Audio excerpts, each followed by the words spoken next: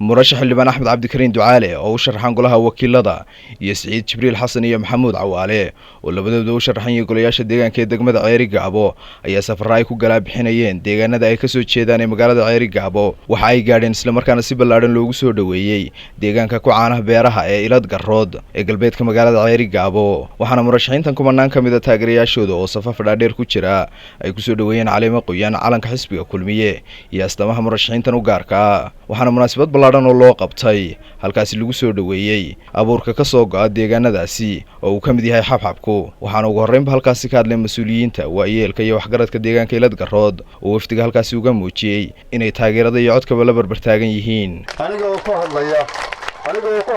afka Ilad Garood waxaan xisbiga kulmiye ma marka quraan hadda dooranna waxaan dooranay 4 jeer hore hadda hore dooranayna Ilad Garood waxa weeyaan meesha la yiraahdo boocada ilaa iyo gaafka bixin baa la yiraahdaa Ilad Garood inta dadka jooga oo dhan baa sugayay sida uu maayirku sheegay annagu weligeeba xusbi kale Ilad markaan nahay uma aanan odayayn dunida markaa marayaan ama kaambiyada qaadayaan ama deegaamada u tagayaan meera ama lagala hadlo ama ay dadka kala hadlaan ama ballan qaado la yiraahdo waxaan rabnaa waa la yiraahdaa annaga haddeerto Ilad Garood markaan nahay baahidayadu waa badanta ilaahay baa baahida bixiya laakiin xildhibaanadu waxna way ka qaban karaan waxna kama qaban karaan horta lambar 1 xildhibaanka adeerka Saciid Jibriil Xasan MCS yalo baraajis ayna horta noo sameeysan baan horta idinka doonaa dadkuna aad buu ugu tabaalaysan yahay halkan aad ba caafimaad daradeeda iyo waxqabad daradeedu aad bay u xuntaa xildhibaanada way soo dhaweynayna waana dooranayna haddii alla yiraahdo xildhibaan Axmed Cabdi Kariim oo golaha wakiilada ah labada xildhibaan ee golaha deegaanka Saciid Jibriil Xasan Faarax iyo Maxamuud Cawaale Dayuurad waxaanu dileelnahay soo dhawaada sida odayadii hore sheegeen anagu halkan hadaan nahay Ilad Garood waa markii afraad ama markii shanaad baa loo karaa in xisbiga kulmiye wadayno xisbiga kulmiye la Soomaa waxaanu isla qaadanay in aanu saddexdaa ka soconayo xisbiga xaakinka inaanu siino codkayaga iyagana waxaanu uga baahannahay sida aanu ugu helanahay oo kale in ay maxaan ku dhahday waxay noo qaban karaan oo sidii maayirku sheegay oo kale ama Saleebaan Cabdi Axmed oo kale ay sheegeen waxyaabo fara badan waa kamid ah wax baahidayada marka hore waxaan soo dhaweynaynaa xildhibaanada golaha wakiilada Jamhuuriyadda Soomaaliland iyo golaha wakiilada golaha deegaanka ee gobolka waan salaamaynaa si fiican waan idin soo dhaweynaynaa waxa iyaguna dhinacooda halkaasi ka hadlay qaar kamid ah waftiga murashaxiinta waa wax iska caadi ah inaydin tihiin oo aan idin hubno inaad tihiin xisbiga kulmiye waxaanu idin wadnaa galabta musharaxiintii inooga sharaxnayd heer qaran iyo heer gobol ee Jamhuuriyadda Soomaaliland golaha deegaanka ay inooga sharaxan yihiin laba xubnood oo kala ah Maxamuud Cawaale Dayuurad iyo Saciid Jibriil Xasan oo wada garanaysan waxa usna inooga sharaxan golaha baarlamaanka Axmed Cabdi Kariim Xaaji Ducaale oo usna garanaysan mid walaal sumad buu leeyahay u gaara iyo lambar u gaara lambarka inay la halmaamin codka waana siinaysan oo waan hubnaa inay la halmaamin lambarka uu leeyahay iyo astaanta uu leeyahay ayaa iyana muhiim ah Axmed Cabdi Kariim oo golaha baarlamaanka ka sharaxan wuxuu leeyahay mooyi qof kasto Soomaali uu garanayaa mooyi musharaxa la yiraahdo golaha deegaanka ka sharaxan ee la yiraahdo Maxamuud Cawaale Dayuurad tiradiisu waxa weeye 209 Saciid Jibriil Xasan oo ka sharaxan isna golaha deegaanka ee degmada Cerigaabo wuxuu leeyahay astaan ah 211 halmaamina maanta waxaan ii sheegay reeradooda basanbuur xisbiga kulmiye isku raacday samatariya waa dhowr weeye basanbuurada waa aragtaan halka ay fadhiyaan isagana soo saaraynaa awal la soo saari jiray ninkii reerada mooyaa Axmed Cabdi Kariim dabad iyo gudoba xagga dabada baan halka ka Ingiriiska basanbuur ka keentay xildhibaanka reerado Axmed Cabdi Kariim marba nida marti waxayno aan lahayn warna dooro oo tanaas labadii ugu yeer maanta isagana martiya waynu dooranaa mooyaa waynu fartigo ogaana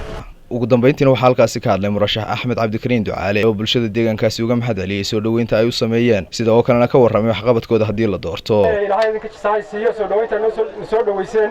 aad iyo aad baan idinka mahadcelinaya. Waxa weeye horta anagu waxaan idinka rabnaa haddaan xildhibaan nahay codkiina inaan siisaan kamana shaki qabno in codkiina siin doontaan. waxaan idinku adkinaynaa idinku baraarujinaynaa in maalinta ay soo wada diyaar garoodaan ina codkiina bixisaan aad baan idinku kalsoonahay inaan codkiina heli doono anigoo u sharaxan golaha baarlamaanka Jamhuuriyadda Soomaaliland iyo labada xildhibaan kale ee u sharaxan golaha deegaanka magaalada Ceerigaabo waxaan leeyahay ilaadina waa meel wax walba xarun bay leeyihiin iyo meel maganaysa xarun ay ka unkamaan oo ka asaasmaan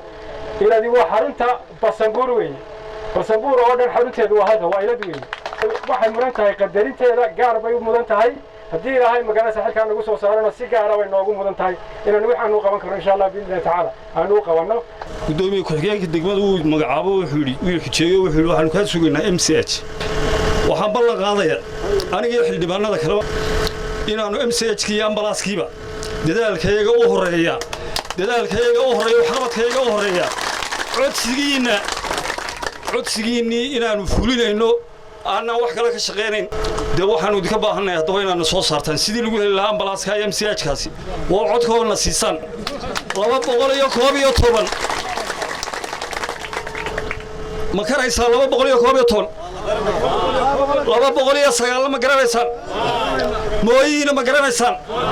حسب يقولوا واكما ماشى إن أنا وحقبتك وجوه الرية أو سعيد شاقي أنا كد ذالو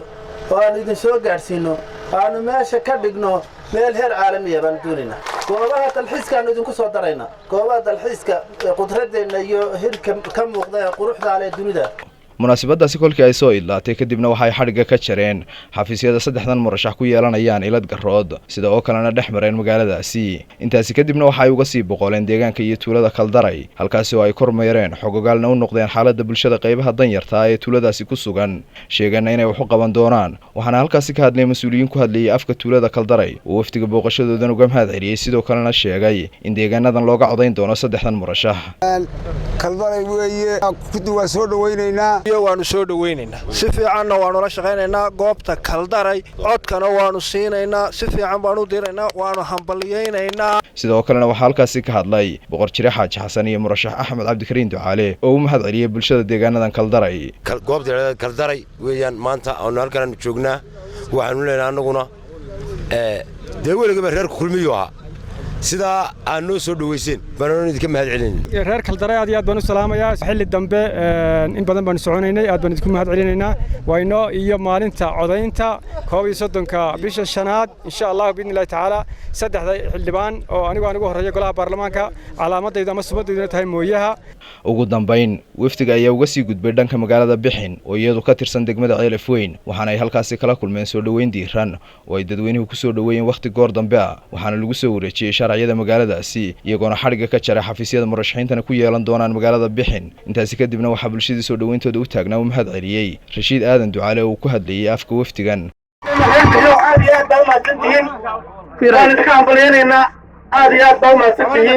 isku soo wada duubo waftigan ayaa deegaanadii ay marayeen loogu qaabilay si maqaamkeedu sareeyo waxaanay u muuqdeen kuwa bulshada deegaanadaasi isku wada raaceen Yuunus Sheekh Axmed Star TV Ceerigaabo